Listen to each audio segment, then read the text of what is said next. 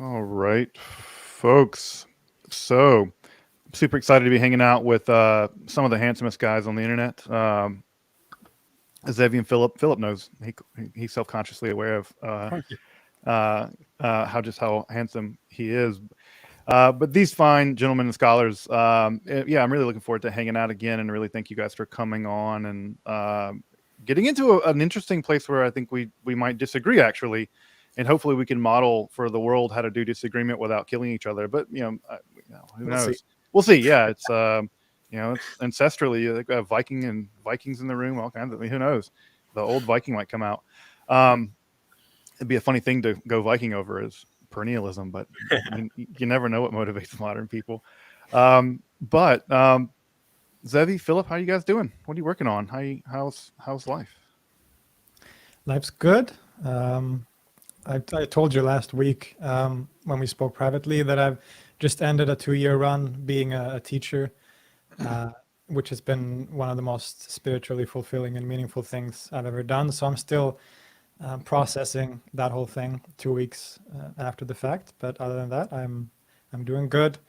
I have some exciting videos coming. I'm doing one on the Eleusinian mysteries. I have some videos on, if you know Amadou Bamba, who is a West African Sufi saint from the 20th century, and a bunch of other fun stuff. Awesome. Yeah, I wonder if those young people knew how lucky they were to have Philip as their teacher. You never know who you have as like especially younger people. But I've heard horror stories of yeah. people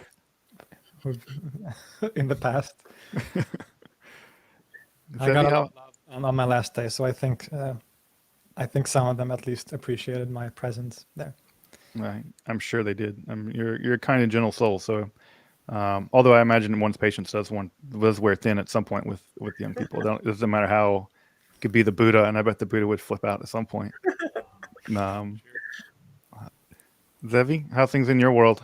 How's life? I've been well, thanks. Good to see you guys again. I just finished a bit of a shorter teaching stint. It was like in evening classes, and it was very sweet. Yesterday, one of the kids wasn't able to make the last class because he was flying to the airport that night, but he came specifically to the school just to give me a hug and say bye and to say thank you. And I was very, very touching. Something which you don't get doing this internet thing. You don't get a chance for people to come over and say thank you. So it was definitely nice to feel that as well. Been good. We're about 10 or 11 episodes into our Maimonides series, and I think we're gonna run another 15. No, I'm kidding. Another maybe 2 or 3, and hopefully have that done. We have a bunch of really cool interviews. We have, I think, a month of women's scholarship, some contributing guests coming through to the channel, and then we have gearing up for the next series, which I'm not going to say yet what it is, but it's going to be a fun one. It's gonna take you into 2024 or so. Probably. I think it's. I mean, it's not so secretive. I think we might do something like mysticism in modern Western philosophy, 200 years of genius, or something like that. And looking forward to all that kind of fun stuff. I've just been reading a lot of Wittgenstein over the weekend, and I'm kind of falling in love with him, not just with his philosophy, but with his character as well. The school teacher too, very kind and gentle soul who really, when we think of philosophers as these like cold and austere, rational people, Wittgenstein certainly doesn't. I mean, he's a genius and he's very rational, but he's also he like deeply cares about people, and he's really, really committed to truth and honesty and kindness, and seeing a lot of beauty and being inspired in my own. Didn't he get fired from teaching kids though, Wittgenstein, for like physically abusing a kid? I think he did smack one kid when he was really angry, talking about even the Buddha, and then for years it was like one of his greatest sins that he felt like he needed to somehow purge his soul of, and he could never get rid of it. Really, really weighed down on his conscience. I think in those days, these days we don't hit kids, thank God, at all. But in those days, smacking a kid was not the craziest thing to do. So the fact that it bothered him so badly, I think, still speaks highly of him. But I think he hit him hard enough to get fired, though, which is, Oh, I'm not sure. I have to look at the details. I think I've heard that. Yeah, they could still do corporeal punishment when I was in elementary school in Mississippi. They still had corporeal punishment. So that's why you came out so bright and knowing so many languages, Justin. Yeah, they beat it into me. Yeah, it's crazy they could still do that. But yeah, Wittgenstein's, yeah. I think that's what people like about him most often, is that people they read his philosophy as like a side project of how the personality that he was. Just a sort of intense person. Yeah, but in a kind of beautiful way, I've been seeing, and we'll see what happens. Have you been, Philip? I mean, sorry, have you been, Justin? And what you been up to, and what's next for you? I've been well. I was just in the Holy Land over the weekend for a wedding, which is, of course, Brooklyn. Um, so I was in Brooklyn for a wedding, or a wedding celebration, which was really nice. And the place I was staying was, I was telling Zevi, it's pretty close to one of the biggest Hasidic dynasties in the world. And so it was interesting to, like kind of be amongst in the world of the Satmarim for a weekend, which was really, really interesting. But yeah, a lot of cool stuff coming up. I'm kicking around the idea of doing a whole class on Merkava mysticism online. It's like doing a whole deep dive into all the Merkava text, because this third Enoch episode went over really well. People seem to really be interested in it, and it's just so crazy. The literature is so bizarre that I feel like it would be fun to do a deep dive into it. But we'll see if I really want to do that or not. But yeah, what else? Been reading a lot of Aleister Crowley for some reason. It happens to us. It's You and accidentally. Angela? Yeah. So Angela's funny because you've been on this Maimonides kick and she's been on this Crowley kick. And I've just been in the background reading some of the Thelemic holy books and stuff like that. And it's it's stuff I haven't looked at in years. I guess I got so off put by Thelemites trying to ape the worst aspects of Aleister Crowley, which are just the worst. Like those they're the demographic of those people that exist out there that are just really, really pernicious people. And I was like, yeah, I won't even read that stuff if there's any chance it might infect me. Same with like young guys reading Nietzsche. Like I don't trust any dude below the age of 18 reading Nietzsche. I just like see that and I want to run. But yeah, reading some Crowley, which is really interesting, and just finished the big biography of him, which was by Kaczynski, which is really really great. He spent a lot of time in Detroit, actually, which is interesting. There's like a which is in my where I live, and so it's I've driven around and be like, oh yeah, Crowley hung out there, whatever. So, but yeah, life is good. Life is good. But so perennialism. We're gonna talk about this. Is a really interesting big topic, and I think that it was really interesting. I think we're going to stand in different places on this. In fact, I know we will. And I'll be curious to see how we kind of position ourselves with this. But I want to kick it over to Zevi to really kind of introduce and frame the conversation. And of course, folks, if you want to get some questions in, we'll definitely take some questions after some discussion. And of course, I always encourage folks for super chats and things like that. But yeah, let's talk about perennialism and pluralism, and the kind of the debate between them, and eventually how we might stand in different places, and also how that might inform our work. So, Sevi. Yeah, I jotted together a very short introduction, which I will share, and I'm very much looking forward to this discussion. It's definitely a big topic, and I'm sure a lot of people in the audience are also excited to hear what's going to go down. There is perhaps no more compelling spiritual and religious vision articulated in the past 500 years as that of perennialism, the belief that the world's philosophical and religious traditions are not fundamentally opposed to one another, but rather are deeply compatible, and in fact share some of the same truths. These shared truths, it is believed, can be discovered once the veneer of each seemingly opposing religion and philosophy are peeled away, revealing at their core a shared perennial truth that has come back again and again to humanity through a long line of prophets, visionaries, sages, and mystics in each and every tradition. The perennial philosophy argues that this perennial truth lies at the core of each of the world's religions and finds this truth residing primarily in the inner mystical side of each religion, where this grand meeting of hearts and minds is argued to have taken place. There are many different forms and types of perennialism, and Justin and Philip may disagree to even what I've just said now and the way that I'm presenting it, and many different claims on what exactly it is that the world mystical traditions share. And all things that I hope will come up and we'll have a lot of time to unpack and discuss. This is just a very brief overview. perennialism has been for me and for some of my interlocutors I know, and I'm assuming for many of our respective communities that have joined us here in the audience today, not just a source of intellectual stimulation, although it is, but also a deep source of spiritual and existential meaning. And we hope to hold together here a conversation today that will both be critical and intellectually rigorous and honest, but also one which is geared towards seeing what might be meaningful for this day and age in this moment from the world's mystical traditions. And I would like to invite you, those joining us here to listen, as Justin said, to share your thoughts and questions and feedback in the discussion. Hopefully we'll get a chance to hear some of those, because there's only so much that the three of us here can do together, but it's when all of us come together, we are so much exponentially enriched in that. And hopefully there will be some good disagreement and different versions of perennialism thrown around and different personal reflections and philosophical points made. And that's my little opening spiel. Nice. Zevi, would you identify yourself as a perennialist? And when if so, what would be your sort of perennialism on Zevi's perennialism on one foot? Yeah, wow. I was hoping to answer that question like in an hour from now. Nope. Yes, I do identify as a perennialist. I think something of like a neo-perennialist or a soft perennialist. And the softening or the neo-ness of it is primarily a perennialism that is open to the critiques primarily by scholars like Stephen Katz and others.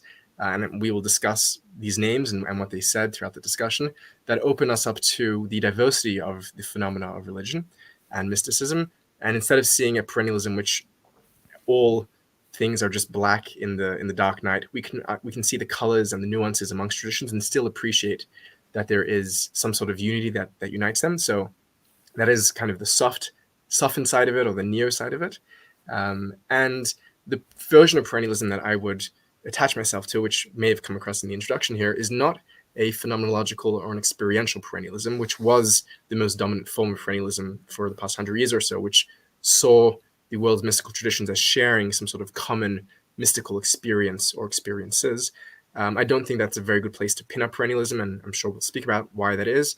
I instead look for a mix of a doctrinal perennialism, is the term that's given to it, by Rudolf Salzstill, which means that we're looking at the world's, what's being articulated by the mystics, what are their systems of thought, what are their unitive mythologies and metaphysics and theologies and theosophies, and where might we see commonality there amongst the structures of those thinking, the logics involved, and also in the behavior and in the change that it brings to the person, which is sometimes called a soteriological mysticism, of how is the individual changed and transformed in their mystical journey and progress, which includes their experiences and their beliefs and their practices. So those are the two main points that I would bring up in any open discussion. So it's a soft perennialism. So it's not a perennialism that sees everything as simply as one with no diversity, no distinction. It's a perennialism that takes on the critiques of Katz and others. And it's a perennialism which looks to the doctrines and to the transformational processes undergone by the individual, as opposed to the experiences, the phenomena, which are just quite frankly inaccessible to us to make any sort of comparison, although it was attempted for many decades in the scholarship. That's where I stand today, and that's really open to change. It's something which is very meaningful for me, and something which is very existential and spiritual for me. And in the past, if you would have asked me, I would have answered this question differently, and I may answer it differently tomorrow after this conversation, and that would be a beautiful thing to be challenged and continue to learn.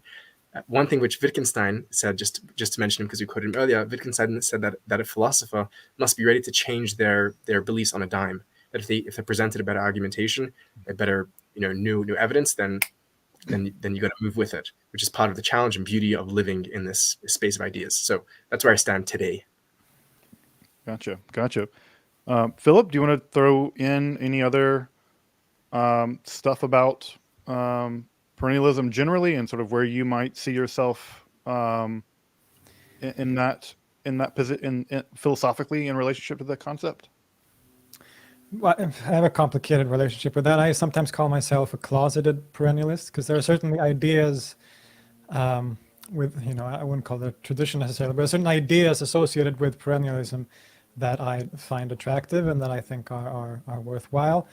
Although I am also, when it comes to religion, I am also very much a constructivist, I guess, seeing religions primarily as, social constructions and phenomena based on particular historical times and places, that are always changing. And so I'm also kind of skeptical of the idea.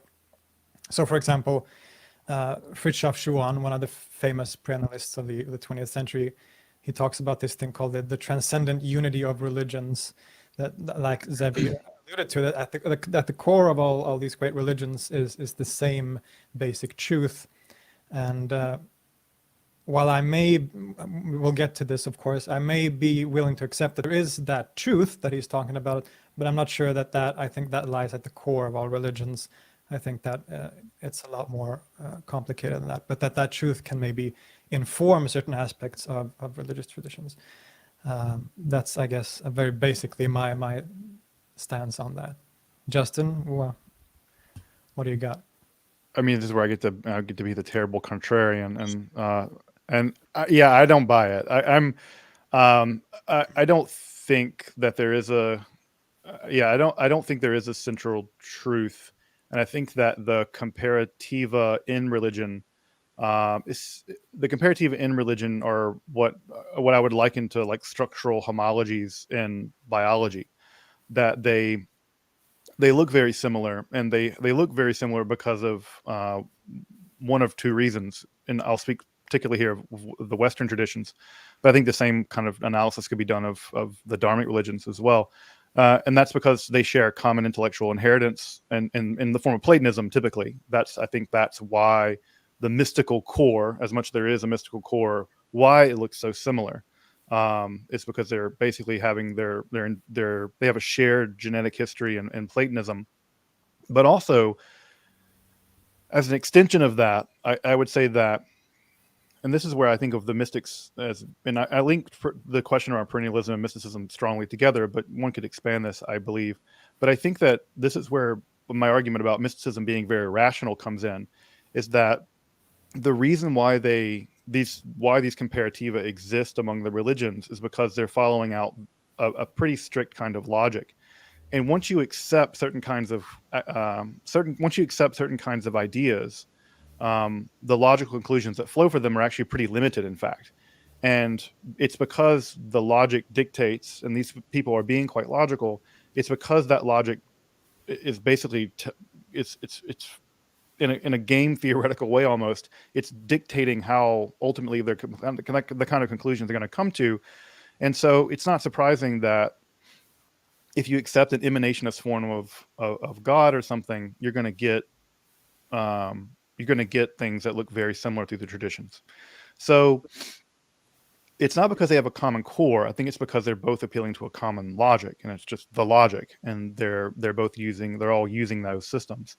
So I think that it's more about the doing of religion in accordance with some degree of rationality and logic, and then the shared philosophical commitments around Platonism, and that's the reason why they look the way that they do. So yeah, I'm very skeptical of that there's a perennial core. But, and this is where we might bump into at least a conversation around traditionalism and how traditionalism is connected up with all this. Is that I actually have some sympathy to a certain read of traditionalism. Obviously not the Julius Evolas stuff, not that. But that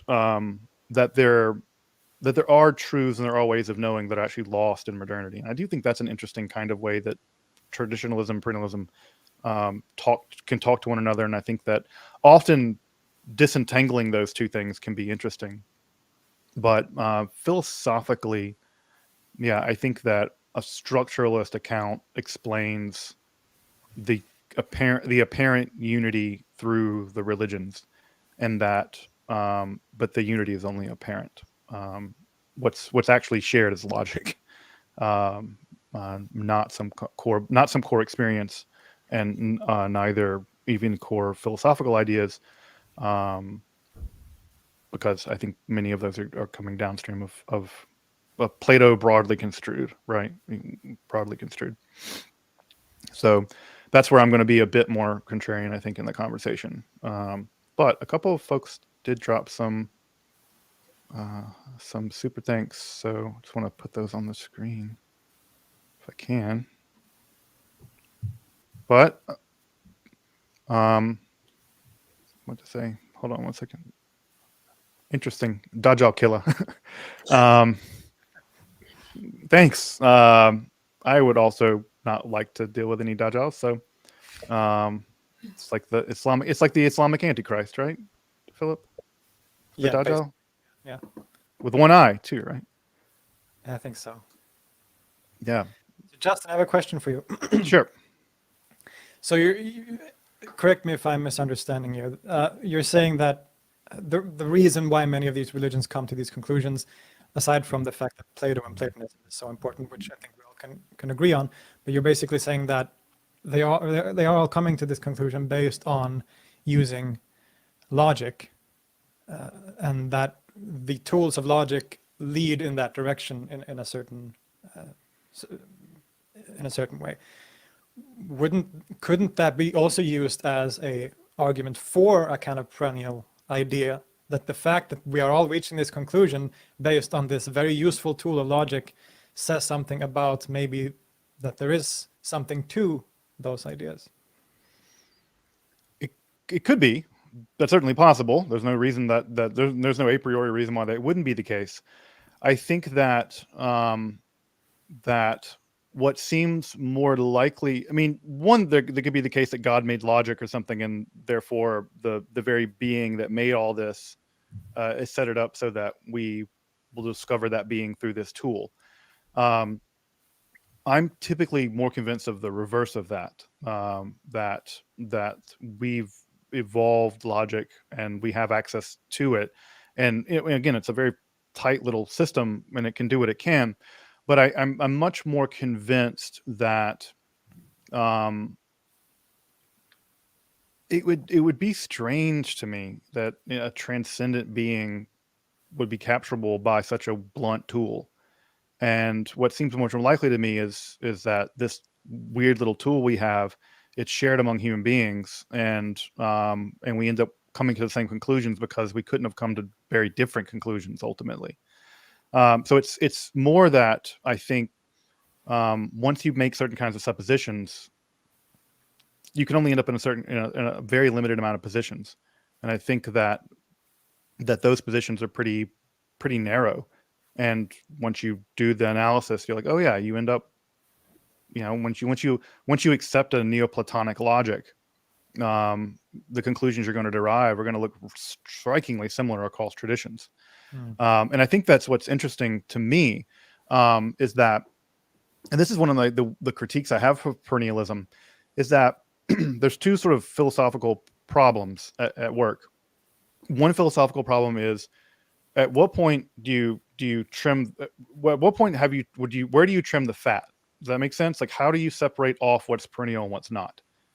And what seems weird to me is that, insofar as you're trimming off things to get to what's perennial, the very things that often get trimmed off are the very things that the people, the mystics or whatever, having those experiences in the Middle Ages or whatever, those are the kinds of things they would never want trimmed off.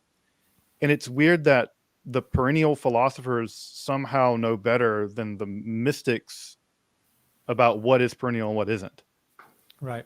That strikes me as really weird. That the very tool that you use and trust to build out this perennial philosophy, you have to at some level undermine to get to what's actually perennial. And you have to, in some sense, out mystic the mystics or out logic the mystics. And that seems really, really, I mean, it could be true, but it would be very ironic. I think we agree with each other a lot on that point. I think that's something me and Zevi talked about last year in a stream that we did also, that if we accept that there's this common truth to all these religions, then who decides what that truth is? Because there's a lot of aspects of different religions that are similar, that, like you said, that get peeled off when we try to find what that. So who decides? So now we're essentializing religions all of a sudden. We're saying this is the core of, this is what this religion is really about, and this is what this. But it might as well be some other version of that religion compared to, it just becomes, in my mind, I think, more about us interpreting those religions than what they may actually be saying. I think that's a very valid point. And even internal to the religions, right? Where do you even pick internal to a religion where you begin to do the trimming? And this is the question, Zevi, that I would have for you. And this is, I think, where, especially if we get to sort of a doctrinal perennialism, it's who's doing the doctrine making. Yeah. Are we going to go to Maimonides? Are we going to go to, where in Judaism, where is the authoritative source for the doctrinal comparativa? And that's right. Yeah. Well, a lot's already been said, and I'm going to jump in on a few points that have been mentioned, sure. And we'll see which direction is the most fruitful to discuss here. I think your initial critique of just looking at the common influence is definitely an important one, and I think part of the work of having a rigorous perennialism is understanding the historical antecedents and genealogy of each tradition. I don't know if the critique is conclusive, though, because Platonism is not the only philosophical school in the game. And while Platonism and Neoplatonism go on to influence much of Western philosophy, there's a lot of Eastern philosophy, which at least for large swaths of history isn't touched by perennialism. And there's philosophy before Plato. There's, the pre-Socratics who many of the perennialists include within their tradition. So I think there's both to the east of Plato and prior to Plato, there are forms of perennialism which wouldn't fall to that critique. That's one point, which is a bit of a technicality, but an important one to consider. But a bit more specifically, to actually even to speak to the Platonic traditions, I think sometimes when we speak of philosophical influence, we assume that there's some sort of full download of one system into another, and it just sort of gets converted into another system. And I think that if we think about influence that way, then yes, it does collapse any claims for creativity or ingenuity, or for sort of any authenticity within just everything going back to its core. But I wonder if there's a better way to be thinking about influence in terms of a shared philosophical language of the zeitgeist, which happened to have been Neoplatonism, and certainly was for many millennia. Like the same way, for example, that today existentialism may be like the zeitgeist for large parts of the Western world, and you'll have Christian existentialism and Jewish and Muslim existentialism, all forms, and secular existentialism. And it doesn't mean that they're all just downloading existentialism and just parroting off in their own words, but they're tapping into something which is fundamental to the human experience of the existentialist, whether it's the anxiety or whether it's the confronting of the meaninglessness of reality, or whatever the core themes of existentialism, and they're being worked through in each tradition. And I think there's a case to be made, if we do a generous reading of what's happening in the Neoplatonic traditions, is that there is something perhaps potentially which speaks to the core of the human experience, and maybe to their perception of the nature of reality, and maybe to the nature of reality itself, that's being captured in the Neoplatonic zeitgeist and is then being reworked in the language of each tradition, as opposed to them simply just downloading it as if there was nothing meaningful because they got it from Neoplatonism. Which, like the same way that we wouldn't disqualify all of Christian existentialism simply because they borrowed their themes from Heidegger and Sartre and Kierkegaard. That there's something still important going on in those thinkers. That's 2 points to the first thing you said. Another thing which I think is important to be careful about here, and I hope I'm not responding to too much here at once, is what Philip said about the notion of logic as maybe being part of reality itself, and therefore being validating as opposed to being invalidating to the perennialist. And Justin, you responded with this notion of logic not being able to capture a transcendent being. I think that something to be careful of here is to ask, what are the assumptions that we think that we're making that we're trying to disregard? So if we assume that the mystics and the perennialists are arguing for a transcendent being, a god, and then we're slanting our arguments against that, it might not be the best way to do it, because I think that many of the mystics have a trouble with the notion of a transcendent being if we're thinking about a being which is something other than reality. I think that we're better to look at the mystics as arguing about the nature of reality itself. Philip just did a fantastic video on Shankara and Mahayana Buddhism, where he's not talking about God at all, but he would be considered part of the modern perennialist canon by almost all, because he's making arguments about the nature of reality that seem to fit into the perennialist worldview, and we can speak about what that is. And I think that sort of arguing against perennialism as if it's arguing for a transcendent being might be the wrong way. There's the assumption that there is some sort of object out there to which the perennialist is seeking. I don't think is true.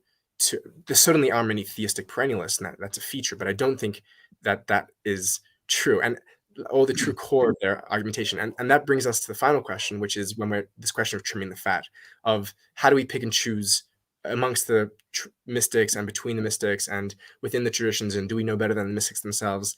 And I think this may sound like a lot of hubris, and this will be my last point, and then I'll throw it back to you guys. It may sound like a lot of hubris, but I think that we are in a position to know better than the mystics if we consider the mystics to be, thinkers, philosophers that are trying to come to propositions about the nature of reality through their experiences and through their logics and through their cultures. We stand at a very privileged vantage point in history where we can see all of those formulations, and we can begin to do some sort of comparison and see, what is it that's being said across these traditions, and which parts of those seem to be compatible and seem to be shared in some sort of common narrative that seems to work with our contemporary sense of logic and ethics and science and whatever it is. And we may actually be in a better place than the mystics.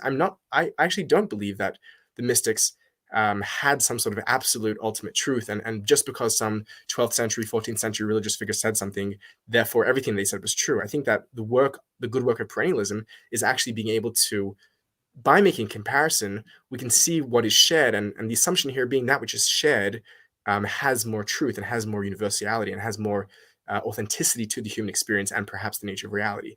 So I think yes, we can know better than the mystics, and it's not an essentializing project. It's not saying that there is one target and this defines perennialism, and we're going to go on our little bear hunts finding this one thing, and whatever is not that doesn't fit our canon. It's we're looking openly to the mystical traditions and asking them. We're trying to see what did they have to offer and what did they have to say in what's common with one another. And I think we do this all the time. If two people come back, they come to a police station after seeing a crime, right?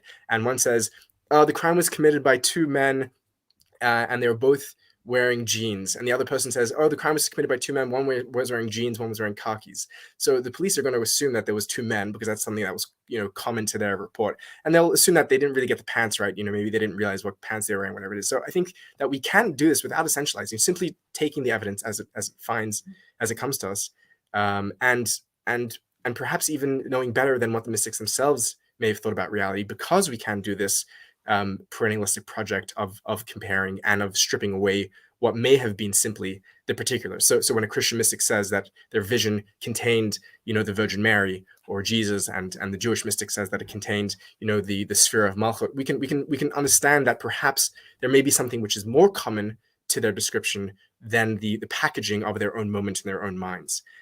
So that's a bit of a response to all of the aforementioned points. I'm sorry if that was too much. No. I think those are all fair points. And I guess to respond to two of them, excuse me, is that, don't hear that I'm painting completely broadly with Plato there. I think he's just the dominant figure, not the only one. And I even kind of accept maybe Heidegger's critique of philosophy is that we even read back through the pre-Socratics and stuff through a Platonic lens incorrectly. So I think that could be going on as well, that the Parmenides or whatever Heraclitus that we claim, we are not really understanding them because we're reading back through them through these lenses that are corrupting them in some sense. I think Heidegger is onto something with that. So that's one thing I would say. The other, and this is where again where I'm going to sound a bit like a traditionalist in some ways, even though I think I'm importantly different here, is that the particulars are not inconsequential to the mystics, which is to say, they would argue, I think, and I could be wrong about this, but I think they would argue that the universals are actually only ever known through the particulars. I think that's one of the big arguments made by traditionalism, and I think that has to be true at some level. That how could one come to any knowledge of a universal without some particular experience, even if it is in the weird universal postmodern fractured particularity we find ourselves in now. And I suppose that what I would want to suggest is that it is the very particularity of this. It's the very particularity that vouchsafe the truth values of the claims made by basically all of the mystics. Because outside of those systems, I don't know that the truth claims even work anymore. Unless they just have to leave the world of the particularity of specific religious traditions and cultural systems and particular times, and then we're just doing philosophy, right? But maybe theosophy, but we're kind of doing we're now in philosophy land, and it's a kind of mysticism or a kind of religion that becomes, I think, essentially denatured. And that is, I think, I don't know that there's one, I don't know that that's even comprehensible to me. And then two, it seems to really do violence to the actual traditions that these things are coming out of. And so, yeah, that would be my sort of overriding concern there. And I think, again, I think that the traditionalists get it right. No, I think the traditionalists are also completely out of their mind to think that you can essentialize a religion and get, that you can just like pick, like you can go and say, well, Islam manages to maintain the greatest connection to the particular, so I'm going to convert to that. That's woefully naive. And just, we just know religions don't work like that. No system of knowledge or practice, cultural practice works like that. So yeah, I think that's would be my concern, is that what the perennialists are up to. It's not that they necessarily know better than the mystics, and they might, like you said, for reasons that you just gave. They're actually in a far better scientific position to do the religious studies project of being able to mine out from all these traditions in a way that a 13th century Kabbalist, best they could probably do is knock on a Christian's door, and then a very particular Spanish Christian or whatever. Now we can just knock on everybody's door and really, do the colonial project of gutting all the religions to take all the things out and we find what we want. But yeah, I guess it's that violence against a particular, and not just a violence against a particular, but also that the truth claims of those, the universal truth claims only make sense in that particularity. And this is how I'm not a traditionalist. It's where I'm a structuralist. But you can see how it's a parallel. There's a parallel point. I think the traditionalists are right about that for the wrong reasons, I guess is what I would say. They're right for the wrong reasons. But again, with other things, yeah, I would say that the point to Plato, sure, I'm perfectly happy to secede that it's not all Plato, but it's like 80% Plato. At least on this or this part of the world, right? It's like 80% Plato. I would say that, footnotes on Plato, to quote Whitehead. Yeah, it's on this side, but over I think in other parts of the in other parts of the world, I think that the shared set is going to be like, I don't know, the stuff from the Vedas and the Upanishads or something, or some shared collection there. But I have a feeling like this conversation can take many directions, and it might be beneficial if we choose like one line of disagreement and kind of follow that through into the weeds. Philip, is there any specific part of Justin's point that you wanted to respond to? I'm still figuring out what something smart to say about. I think you both make great points.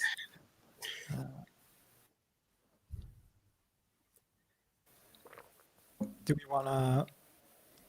So you're thinking we should like pick one of these subjects that we've already touched on and then dive deeper into it, or?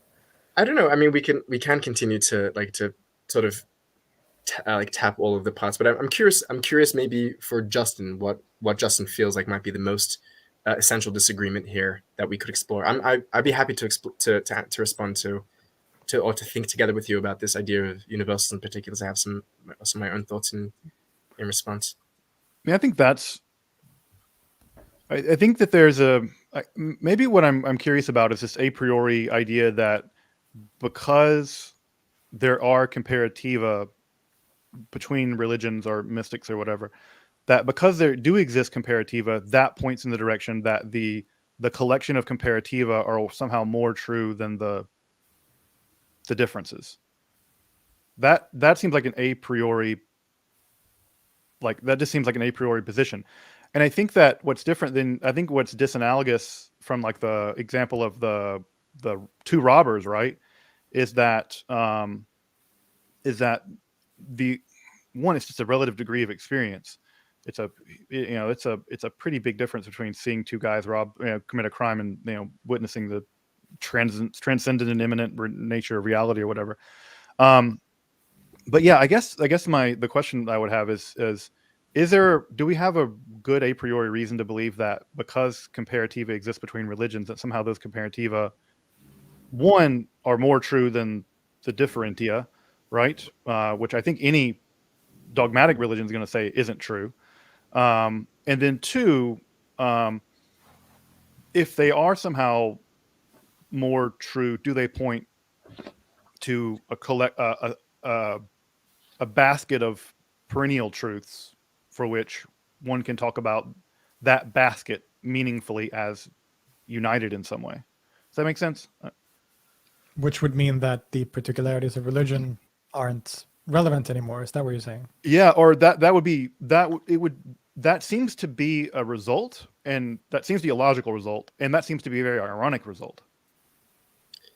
And maybe a result that would be not desired by many religious people. Yeah, I want to. This is an interesting point, and I think that maybe something that we do share across here. I'm not sure about. I feel like can say for himself, but You're disappearing, Zevi.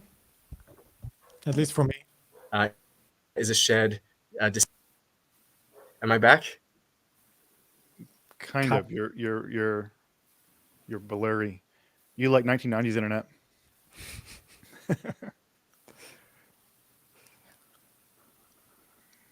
Okay, let me go again. This is what the mystics say, that reality conceals and reveals itself to us.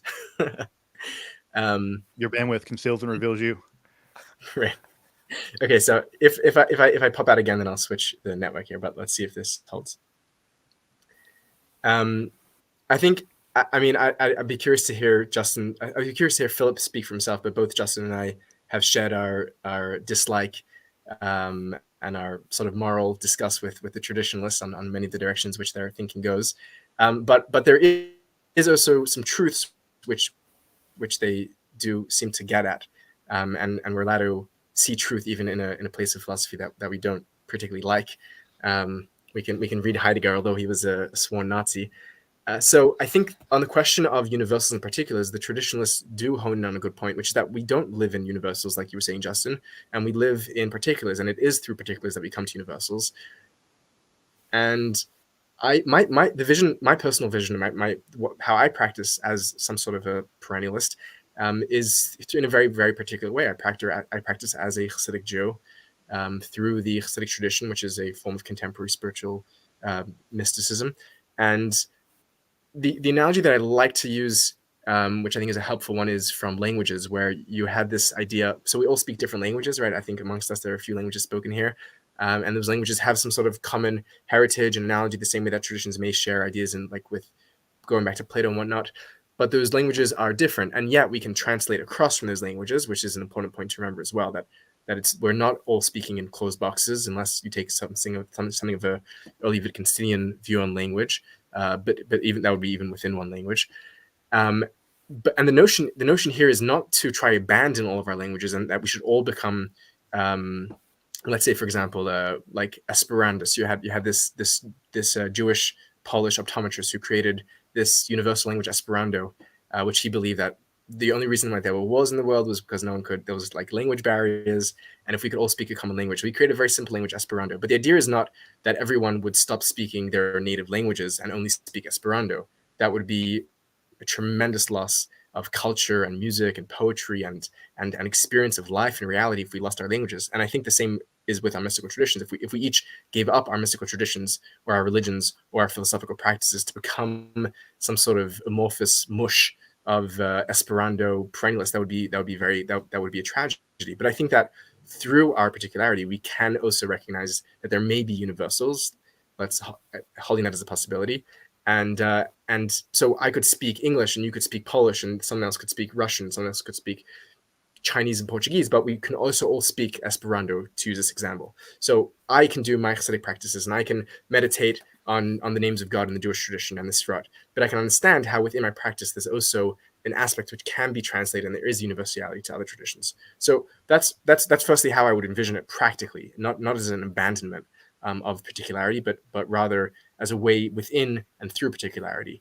And I think an important question is, can we do this active translation? Can we say that this is what's happening in my particular tradition, and here are the parts of that which I think may be universally shared, and can I translate that notion across from mine? So can I, for example, and this is a question, I'm not saying this is a statement, can I take the concept of ayin, nothingness, amongst the Kabbalists, which is a very rich idea amongst the Kabbalists, now can I translate to something like shunyata, which Philip spoke about in last week's video, to the nothingness of the Buddhist? And there are certainly many differences, but the question is, are there points of comparison where we can make some sort of translation? Or when the Jewish mystic or the Muslim mystic speaks about light or nur, and the Christian mystic speak about the revelation of divine light, is there something going on there that can be translated? And I don't think we're denaturing the traditions by doing so. I think that we can hold on to the richness the same way that we hold on to the richness of languages, even when we make translations and try to find some sort of common language. That's sort of to the earlier point of universals and particulars. The question of why are we assuming a priori that commonality is more true than diversity, I think is a great question. I think that there's some sort of natural assumption that we make in all of thinking. Not quite an Occam's razor, which would be a bit of a different argument, but when we see competing claims, right, that are ostensibly making claims about the nature of reality, right? If amongst those claims there seems to be a strong degree of commonality, and even in areas where we cannot simply account for common influence, let's say, I think there's good logical reason to try and follow that thread of commonality, as opposed to following diversity, which doesn't mean to get rid of the diversity, doesn't mean to shun it, but to see how perhaps that diversity is the particular, which doesn't make it less, but there's, along with the particular, there's also universal. And the idea is to hold both the particular and the universal. The particular would be what each person would continue to practice on their own if they have some sort of particularity, and the universal would be something which is simply the shared truth that we could come to collectively. And I don't think it's a privileging of one over the other. I don't think it's an abandoning. And I think this is a very natural and logical process to look for such commonality amongst claims of reality or human nature. I've always liked the analogy with language. And I think, as you say, the good question, or the important question here, is, can some of these ideas be translated into these different symbolic languages? And I think where Justin, if I'm reading you both correctly, I think where Justin differs from perhaps me and you, Zevi, is that we're more willing to say that, yes, we can translate some of those ideas. Because after all, like you said, I also agree with the traditionalist in the sense that, we can only understand and approach these things through the particulars of whatever it is, the particular languages that we're using. But I think so. I guess the basic idea of the perennial sort of philosophy is that there is this. I'll see if you disagree with me here, but there's an idea of an absolute, right? There's an absolute truth out there, and that this truth somehow translates into these different languages. I guess my approach is a bit like, it includes a phenomenological approach as well, in which I feel like there is often an element of experience that is talked about by mystics and whatever, and then that has to be translated into these languages. There's the famous analogy of the 5 men walking into a dark room and touching an elephant, and everyone touches a different part of the elephant, and they say various different things about the nature of the elephant, but they're all essentially trying to describe the elephant. And so the important element to that, in my view, is that you have this, let's say, this absolute or this experience that, at least according to those who experience it, has to be, or it can't be explained in words, or it has to be translated into the particulars that we're talking about. And in that process, so I keep thinking about Ibn Arabi. He also says, we actually quotes Junaid, which is another Sufi, but he says that the water takes on the color of the cup. that every person experiences the absolute or approaches the absolute or God in different ways, and God shows himself to these different people according to their specific natures. And you can translate God to whatever other term you want, but it's all, in my view, can be translated to this idea of the absolute. And then it is the job of those people, and this is where we get into the doctrinal part, which Stevie talks about, where you need to explain this ineffable thing through particulars. And so I'm willing to go to the place where I think that, well, I don't think that all of these things are necessarily at the core of our religions, or that the religions are built upon all these ideas. But I do think that, I'm willing to go as far as to say that all of these different expressions, these ideas, what are the common ideas? I guess is that there's a kind of unity at the core of reality, that one of the obstacles to that unity is the ego, or the idea of the self in some way. There are certain ethical conclusions that are drawn based on it as well. I guess my stance basically is that well, basically just I think that because there are so many similarities, I'm willing to or at least entertain the idea that all of these different languages of expressing something are similar enough that at least I consider the option that maybe there is something, there's a commonality going on here. I guess I'm still hung up on, I guess, one or two things. One is, let's say that translatability of language and translatability of concepts are real different kinds of translation jobs. So one, I'm just like, I think translatability of language is probably approximately possible. I say approximately possible because translations are never the other language. So, it's always an approximation. But I think conceptual translations are much more difficult, tortured affairs. That's one thing I would say. I guess the second thing I would say is that there seems to be a conflation that if there are overlaps and if translatability is possible, that somehow is more of an indicator that that what's being translated is also true. See how you see how those two, like, I'm not sure the overlap is a vouchsafe for truth, and I'm not sure that that translatability between those traditions further vouchsafes the truth. So Justin, I'm skeptical of that of the ability to translate, especially really high level conceptual ideas like ion or nothingness or whatever. So I'm skeptical of the ability for us to do that translating work. And I think that, to get into a little philosophy of language, I think that if it's just straightforward denotation, that makes for a much more likely reliable translation. But for something that's really not capable of pretty straightforward denotation, I'm very skeptical of the possibility of real translation. I think that the accuracy of translation as a concept becomes more polyvalent and more abstract, it drops off dramatically. I mean, trying to translate the concept of logos, I don't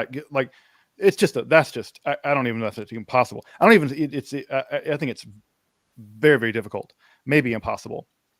And the other side of it is, even if that translatability were possible, which I'm skeptical of, I still don't think that even if one could accomplish that accomplishment is inherently revelatory of a fundamental reality. Those two things are distinct. Like, you could translate a fantasy novel from any language to any language. It doesn't make, like, Mordor real. Just because we all have a concept of bad place or monsters or whatever. So I guess I'm what is it? Derrida, one of these idiot postmodernists, said that translations are 3/4 interpretations and 1/4 lies, something like that. So I guess I'm duly skeptical of those things. Now, it's not to say that we can't talk meaningfully about them and we can't do the comparative work, but the comparative work is by nature, it has to be done structurally, as opposed to which is taken into account the entire structural system as much as possible that gave rise to the idea because the idea still only makes sense within that structural environment. But to extract it from it and being comparing things, I think that ends up looking like sort of the Jungian, sort of the symbolical stuff of the 19th century. I think is no longer considered to be feasible. So those are my lingering concerns. And what I'm not arguing is that no translation is possible. I'm saying that there is as denotation becomes less and less accessible, translation becomes less and less tenable. And even when that translation is possible, that does not tell you about an underlying truth. I'm just curious, Justin, do you believe that some sort of convergence of evidence or testimony points us in the direction of truth? If we have a lot of sort of sine waves pointing to us in one direction, whether this is in an empirical scientific study or in a logical work, that we are looking for convergence of points and we're looking for patterns amongst sort of noise that points to something meaningful. Is that something that you would get behind? Sure. I think that when you have strong correlata, something's going on. Right. Like because clearly with any degree of strong correlata, right? But I think that what one does is when you have strong correlata, one, you can't jump to causation. We all know that. But you can at some point. I mean, you can at least type, at some point you can say this is a better story than not. But I think that for me, at least, if the correlata can be explained without reference without reference to sort of another metaphysical being that you have to generate, then that is a case. That is in case an example of Occam's razor. That is the case, right? Don't multiply entities beyond necessity, and surely don't get multiply an absolute one. And so now you might be saying, well, that's just you taking Occam's razor as an a priori thing, and I'm like, yeah, that is me doing that. Guilty as charged. So I think that there are lots of other ways to explain the correlata without positing a perennial truth. Okay, so this is an interesting question. I think that where I may differ from Philip here a little is that I'm not looking to posit an absolute truth. I think it's too heavy of a concept to posit, and we may have different philosophical kind of persuasions and personalities in that regard. I'm looking to do things as bottom up as possible with making the least amount of presuppositions as possible. And of course, we're making a million presuppositions even when we begin to do anything. But to posit something like an absolute truth seems like a very heavy positing to make, and I understand why that's being done when looking at the mystical traditions. I'd rather know, and this may sort of be a middle ground here between the three of us here. Simply to know, is there a correlata going on, and whether that, and not to extrapolate from that or to use as a causative explanation some sort of absolute, and certainly not an absolute which is beyond and outside of the system. That's something which I'm looking to move away from. I think also when we're talking about absolute truth, like what is that we're trying to get at, and I may have more of a pragmatist notion of truth where the truth can be correlated with something like goodness or beauty. Is there a functionality? Is there something helpful in this narrative, in this concept of truth? And there may be like smacks of postmodernism there, and this is all things that I've just been born into and raised with. I can't escape these presuppositions. But as opposed to looking for some sort of heavy out there full capital T truth, is there correlata here going on at all? Is there a comparison to be made? And does that comparison point us to a way of life that may be helpful, that may be kind, that may be beneficial, that may be positive for us? And for me, that would be a big enough truth to go on. I don't need to add a capital G God or capital T truth. And Zevi, that sounds a lot like you're using perennialism like a Kantian regulative ideal. Explain. Like, Kant says, like, hey, look, we don't know if there's really free will or not, but we have to have free will as a transcendental. We have to have free will as a transcendental. We have to assume it a priori to get ethics off the ground. It's a regulative ideal. It's something that without which without it you can't do X, Y, and Z work. And so it sounds like you're skeptical about whether or not the perennial claims are pointing to some deeper ontological reality. But for you, it sounds like much more like a regulative ideal. It's about a way in which believing this can make for a better human experience or a better world for humans to be in? So I'm not holding on to perennialism as an a priori. I'm just asking the question of, is there something here which is universal, which we can talk about as the mystical? And if in fact it's the case, then it's fine, and I'll look for other ways to construct meaning and ethics and value. So I'm not committed to it as any sort of categorical structure of reality. But I do think that when there is convergence, it points to something which may be true, which doesn't mean that we're abandoning the diversity, as we've said. And what the question is there a convergence, and is there something going on here? And this brings us back to the question of translatability. I think it was a similar quote of Walter Benjamin who said that every translator is a traitor, which is certainly true. But he didn't say that in English; he said it in German. But all of us understood what that meant here. So we all are being we're all being traitors. And you could say it in Hebrew. You could say that metargamon is a boged, and that's actually a bit of Aramaic in there as well. And so, and certainly that has different connotations and these rich concepts. What does it mean to be a boged? What does it mean to be a traitor? What does it mean to be, I don't know how you say it in German, but they certainly mean different things because they come with, their whole history and their whole culture comes with the language. But we still can translate, and we can still, the very fact that we can make sense of each other, the very fact that we see that practically it works and that we can communicate, means that there's something functionally working here. And the distinction that you made between words and concepts is an interesting one. And I'm not as philosophically erudite as you, Justin, but I mean, words, I have a thought to say, but I'm kind of embarrassed. I might be just saying something entirely incorrect and silly. So maybe I'll stop there for now. I was gonna say something. Philip, jump in. I'm just making sure that this ice cream truck is gone. No, the really impressive thing about this conversation is you're not at the ice cream truck. I do want to apologize if I'm coming across too heated or excited about this.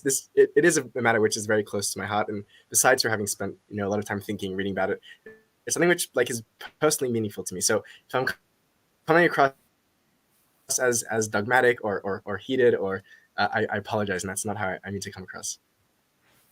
No, not at all. No, I think, and I mean, again, also, I think we mentioned this last time we were talking, is that, I'm obviously being so cerebral about this, but clearly this is really close to people's lived experience. And so I think you're absolutely right to be excited about this and enthusiastic in the old school sense of enthusiasm, because if it's true, if perennialism is true or possible, it is actually it is of existential import. I really like your sort of idea of I mean, you're not defining truth as something that is useful or that can be meaningful, but certainly there's an aspect, you're presented that there's an aspect of, or we conceive of as a truth or whatever it is, that is meaningful or at least what's the word I'm looking for? Meaningful for us personally and for in society. I think that's a valuable way to look at things. Just coming off of that video about Nagarjuna, Buddhism has that idea of the conventional and absolute or ultimate truth, where the one definition of truth is that truth which is useful, and I think we also discussed this last year. But if we want to continue that discussion, then I think we need to also define, well, what is that perennial? What are those perennial ideas that are supposed to be meaningful, and in order for us to sort of continue the discussion about how they can be understood or employed, if you understand what I'm saying. Yeah. I mean, it's an and interesting concept. This idea of sort of perennial functionalism. I think that's I don't know. Zevi, are you taking that from somewhere else in the literature? Because I don't think I've seen. I don't think I've seen that. I've never seen that position put forward as a normative position. Right. At this point, I've done I think too much reading on perennialism at this point to remember what's mine and what I read somewhere, and I could try find a source for someone who said it before, but it may be own putting together. And I mean, this is something that the three of us had discussed as well. And we had a long discussion, Justin and I think it was an entire Sunday we spoke after you released your video about mysticism and philosophy, about is there a veridical claim to be made by the mystics. And this idea may have even been developed like in conversation between us, so you may take as much credit as I can take. I don't know. The question of what is the claim of the mystic then, I think is an interesting one, right? And that's always a tricky one, because like whenever someone's making like an absolute claim, right, or like there's a claim that there's some sort of absolute going on here, then you ask, so what is the claim itself? And then you see a diversity of claims for the absolute. I think it's something quite funny. It's like in Jewish theology, you see this where everyone agrees, at least within certain parameters of Jewish theology, that God revealed God's self at Mount Sinai. And then the question is, and what was the content of the revelation? And then you get 1,000 different opinions. It's like, or everyone believes that God created the world for a reason. And then you ask like theologians, and what was that reason? And then you see a whole diversity. So I think it's an interesting one. And I think you see this with the perennialists too, right? So the perennialists are all claiming that there's something common here. And then what is that common thing? And I think just because there's diversity of answers doesn't mean that we should throw it out. We should look through those diversity of answers and see which one best fits the data of what the mystics are saying. I think that there's something of like a structured, or like a tiered truth claim that I've conceptualized that the perennialists might be making, which is to do with the nature of reality itself. And the first one being very simply that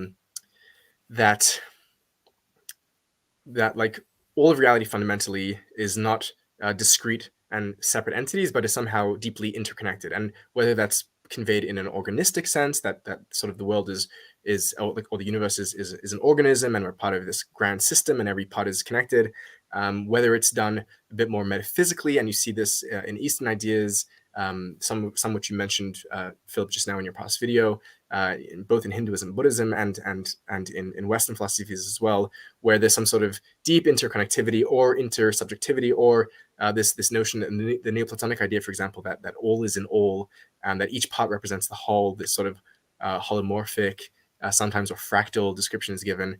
So that's the first. I think that's the entry point. Sort of this deep interconnectivity, this Idra's web kind of thing, and that's a very common theme. And I think that can be expressed even in very simple sort of organistic language. That like the trees and the mycelium and the precipitation and the waterfall, and this is all like part of one. And then you can move from there into something a bit more metaphysical, a bit heavier there in terms of like the identity of things which seem separate. And I think from there, if you continue moving, what you end up getting to is like a heavier metaphysical claim, which is to do with the fundamental unity of existence. And I hate to do this myself because I always try to get people to not do this, but I think that this unity can be expressed in many different ways. And I'm not equating these objects. I think there's still work to be done to translate and to see how they cohere with one another.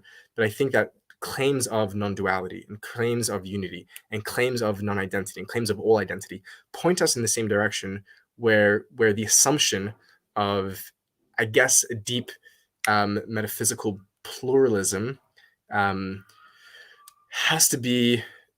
would be rejected. And I'm saying this very tentatively, and you can see that I'm not comfortable with even positing what this like final claim might be. And I think it is shrouded in mystery for the mystics, and they're not exactly sure what they're getting at. And I think that the diversity of the traditions on these final points point to the complexity of it. But the sense that all of reality is somehow one or not other than another, and that's when the mystics speak about God. They speak. Nicholas of Cusa speaks about God as none other than the none other, the thing that can never be other. This sense that's and I don't want to do the cheap perennialist thing of taking one quote from here and one quote from there. And I think you guys know what I'm talking about. The sense that that all of existence somehow is fundamentally either one or non-dual. And I know those two things aren't the same. And I'm going to stop talking now. I don't know if any of that is true, but I do like the fact that it was real. It was very much a logical progression. Right. Thank you. Which is, again, that's my point, right? Is that when you begin wherever you begin, and I do think it is conspicuous that the mystics kind of begin in similar places. Now, why that is, I think I have reasons why that might be, but there's a logical progression to it, I think, Zevi, and that's what I'm hearing from you. And to me, that's what's underlying. That's what's under the hood. That I'm the method is what's under the hood, not the being. So it's an interesting point, and I would turn back to what Philip said earlier, that just because there's an underlying logic. I mean, I know, Justin, we've spoken before that you believe that there may be some sort of deep, like sort of embeddedness, or like that logic itself is baked into reality, in some deep sense. So the fact that the logic there is the same, I don't think is an indictment. But I think that when we do, let's say when we do science, right, we can say, oh, this is all just sharing the same scientific method, and therefore what? Like we're making claims here using logic, yes, and those are the tool at play. But I don't think I don't think this is reducible to logic. I think logic can be taken in other directions too. I think there is a specific claim being made against other claims, yes, using the tools of logic. Right. And again, it's about it's a genetic question. Where do those claims begin? What is the Spinoza thinking, right? What are the sort of base definitions, and what drops out of that?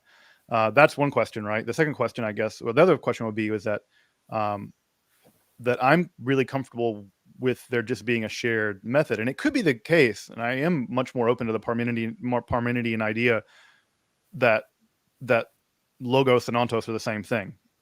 Fine, right. that seems I'm open to that. I'm maybe even more and more convinced of it. But I would just say that at least from the perennialist, talking to the perennialist point of view, I don't feel the need to posit an absolute out there. Unless the absolute is just logic or something like that.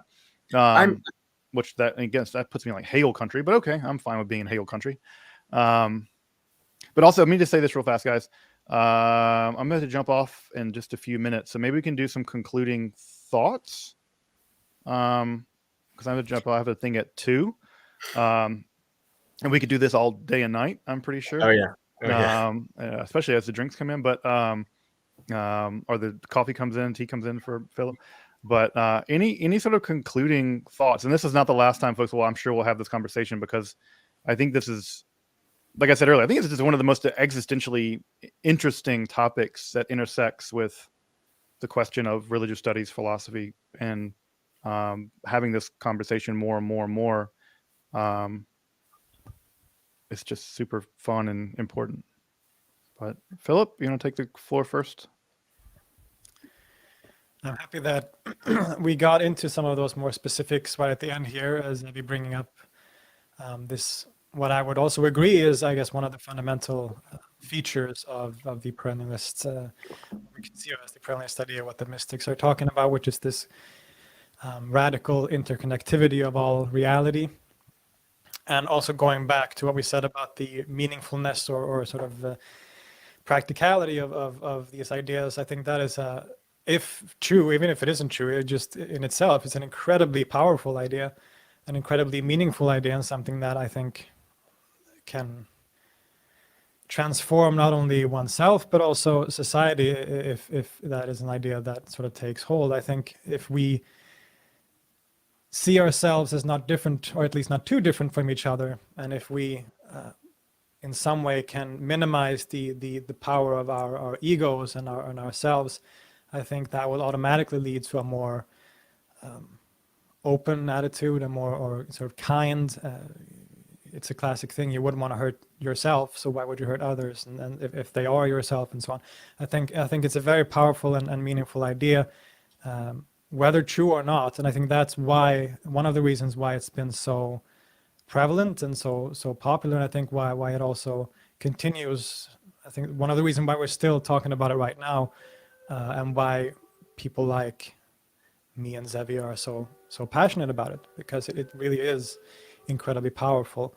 And I would also just like to sort of say that it's really a privilege to have this kind of forum, being able to talk to you guys, who are people who I admire a lot, of course, and to share ideas with each other and to learn from each other. I've gotten a lot of new ideas and thoughts that I need to process, and that will enrich my intellectual life in the future as well. So I'm really I feel blessed that we're able to do this thing, not only for ourselves and our own sort of spiritual and intellectual development, but also, of course, for the audience. Hopefully, this can be very beneficial. So thank you guys so much for doing this. Yeah, I guess I'll go next and say that I share all those same sentiments, Philip. It's really just a really it's an honor to know you guys and to be able to have these kind of conversations. And also, I think it's just really great that for maybe folks out there can see that we're friends and colleagues, and we also disagree. We disagree on deep stuff, and that disagreement actually brings us closer together in terms of admiration and respect and wanting to be in community with each other. That that difference, that the disagreement is actually, there's this tradition called in Judaism called disagreement for the sake of heaven, machlokes Hashem Shemayim, and the idea that disagreements for the sake of heaven are rewarded in heaven. And I'm not sure if I believe in heaven, but I do feel rewarded by having a relationship with you guys and with other colleagues where disagreement is sacred and not a jumping off point for vengeance or wrath or pettiness and things like that. It actually enriches relationships, and I'm very thankful for that, and very thankful that, God willing, we'll all be able to continue having this conversation together. Yeah, I think this is a conversation that has to go on for something like 10 more hours here. And for those that drink amongst the interlocutors and the crowd, I think we do a drunk version of this as well. Would be very fun. And just to second what you guys have been saying, I think it's so, we live in a really, really incredible time where we both get to have access to the beauty and richness of the world's mystical traditions at our fingertips in astounding ways that just wasn't possible historically. And we get to have access to each other through these mediums, where we're people that are spending a lot of time thinking about these issues from different angles and from disagreeing perspectives, able to sit down and share those thoughts, to be challenged. And even if we come at it, believing in the potential for it and the power for it individually and globally, as Philip was saying, it's still important to not be evangelical about it, and to not just be doing some sort of selective bias and only, like, we come to listen, and we come to see where we may be wrong, and we come to sharpen our own thinking and our own, and that is a deeply spiritual practice, to hear the other. Sometimes the perennialists aren't good at listening to the other because they're just looking for the common, and they don't.